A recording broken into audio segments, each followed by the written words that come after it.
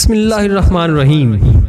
السلام علیکم ناظرین، میں ہوں آپ کا ہوسٹ ارشد پرویز خان اور آپ دیکھ رہے ہیں انفو ڈائمنڈز یوٹیوب چینل۔ ناظرین، یوں تو دنیا میں شوبز کے کئی ستارے ایسے موجود ہیں کہ جنہوں نے ایک ہی دن میں شوبز کو خیر بات کہا اور ہدایت کا راستہ اپنا لیا۔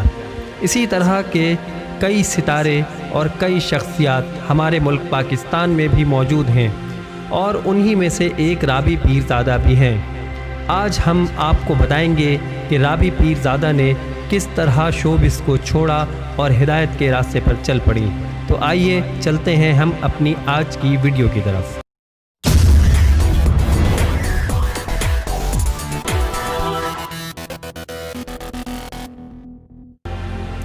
ناظرین، ہمارے ملک پاکستان میں بھی کئی ایسی شخصیات موجود ہیں جنہوں نے شوبز اور کھیلوں کی دنیا کو خیر بات کہا اور ہدایت کے راستے پر چل پڑے، جن میں سر فہرست شہید جنید جمشید اور حمزہ علی عباسی، فیروز خان، علی افضل، نور بخاری، شازیہ خشک، نرگس، رابی پیرزادہ، مایہ ناز کرکٹر سعید انور اور محمد یوسف شامل ہیں۔ لیکن آج ہم آپ کو رابی پیرزادہ کی زندگی کے بارے میں بتائیں گے کہ انہوں نے کس طرح سے شوبز کو خیر بات کہا، اس کی وجہ کیا بنی اور انہوں نے ہدایت کے راستے پر اپنے آپ کو کس طرح چلایا۔ قبل اس کے کہ ہم آپ کو یہ بتائیں کہ رابی پیرزادہ نے شوبز کیوں چھوڑا، آئیے ہم ان کی زندگی پر ایک نظر ڈالتے ہیں۔ ناظرین، رابی پیرزادہ شروع سے ہی ایک محنتی اور ذہین طالبہ رہی ہیں۔ اسکول کے زمانے میں اور کالجز کے زمانے میں انہوں نے اچھی پوزیشنز حاصل کی اور اسی طرح انہوں نے اپنے کیریئر کا آغاز 2005 میں ڈاڈی کوڑی کے گانے سے کیا۔ اس گانے کے بعد انہوں نے اپنی کئی میوزک البمز ریلیز کی، جن میں ڈاڈی کوڑی، مجھے عشق ہے، آہٹ، چوری چوری اور خوشی شامل ہے۔ اس کے علاوہ ٹیلی ویژن کے کئی ڈراموں اور ٹاک شوز میں بھی انہوں نے کام کیا، جن میں فرینڈلی اپوزیشن، ویکینڈ ود رابی، قصہ کرسی کا، واٹس اپ ود رابی اور نور بی بی شامل ہیں۔ اس کے علاوہ رابی پیرزادہ نے 3 فلموں میں بھی کام کیا ہے، جن میں شور شرابہ، پیار کی FIR اور کورٹ میرج شامل ہیں۔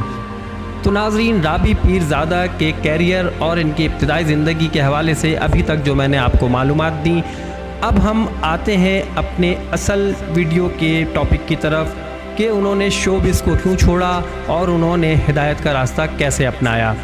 تو ناظرین، ہر ایک کی زندگی میں کوئی نہ کوئی ایسے تلخ واقعات آ جاتے ہیں کہ جن کے بنا پر اسے اپنی زندگی کو کہیں نہ کہیں موڑنا پڑتا ہے، یا یوں کہہ لیجئے کہ زندگی میں کچھ واقعات صرف اس لیے ہی آتے ہیں کہ انسان کو حقیقی معنوں میں اپنی زندگی کا مقصد اور اپنے رب کی طرف لوٹنا ہوتا ہے۔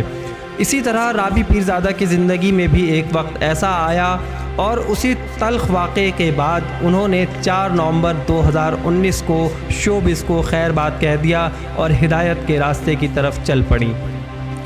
میں یہاں پر ایک بات یہ کہنا چاہوں گا کہ رابی پیرزادہ کا ایک فین ہونے کی حیثیت سے، یا ایک پاکستانی ہونے کی حیثیت سے، یا ایک مسلمان ہونے کی حیثیت سے میں آپ لوگوں سے گزارش کرنا چاہوں گا کہ ہم سب کو چاہیے اور ہمارا فرض ہے، بلکہ ہماری ذمہ داری ہے کہ ہم کسی کی ماضی پر انگلی نہ اٹھائیں۔ ماضی چاہے جیسا بھی ہو، جب اللہ نے انسان سے کہا ہے کہ میں تمہاری توبہ کو سنتا ہوں اور قبول کرتا ہوں، تو اگر کوئی شخص اپنے گناہوں پر نادم اور شرمندہ ہو کر اللہ سے توبہ کرتا ہے اور توبہ کرنے کے بعد اللہ کے بتائے ہوئے راستے پر چلتا ہے، تو ہمیں اس کی حوصلہ افزائی کرنی چاہیے۔ لیکن بدقسمتی سے ہم ایسے معاشرے میں رہتے ہیں کہ جس معاشرے میں ہم صرف اور صرف ہم سب کی مثال اس مکھی جیسی ہے جو کہ انسان کے سارے صاف جسم کو چھوڑ کر صرف گندی جگہ پر ہی بیٹھتی ہے۔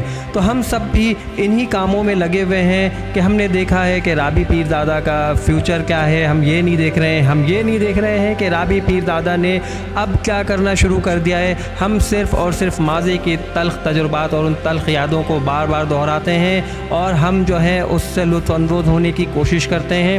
تو हमें मुसलमान होने की हैसियत से चाहिए कि हम इस तरह की बातों से परहेज़ करें, इज्तनाब करना चाहिए।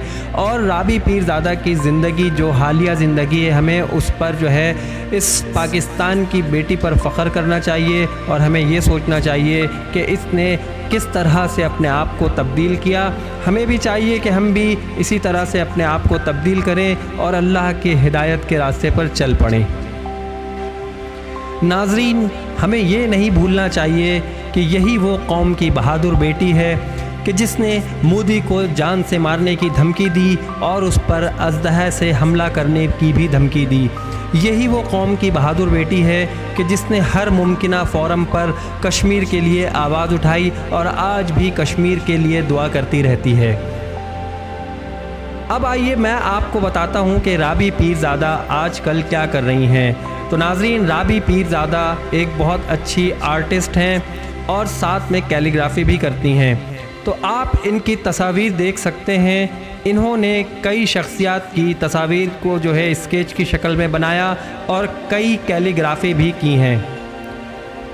और आपको एक बात बताता चलूँ, अगर आपको नहीं मालूम, ये जितनी भी पेंटिंग्स हैं और कैलीग्राफी हैं, इन सब को बेचकर जो भी पैसा राबी पीरज़ादा को मिलता है उसका एक हिस्सा राबी पीरज़ादा ने गरीबों की किफ़ालत के लिए मुख्तस किया हुआ है और कई ख़ानदान को उन पैसों से पाल रही हैं और उनकी किफ़ालत कर रही हैं। साथ ही ये भी बताता चलूँ कि राबी पीरज़ादा ने अब तक कई गरीब लड़कियों की शादी में भी मुआवनत की है। राबी पीरज़ादा को जानवरों से भी बहुत ख़ास दिलचस्पी है और वो इसका इजहार कई मरतबा अपनी तस्वीर में करती रहती हैं।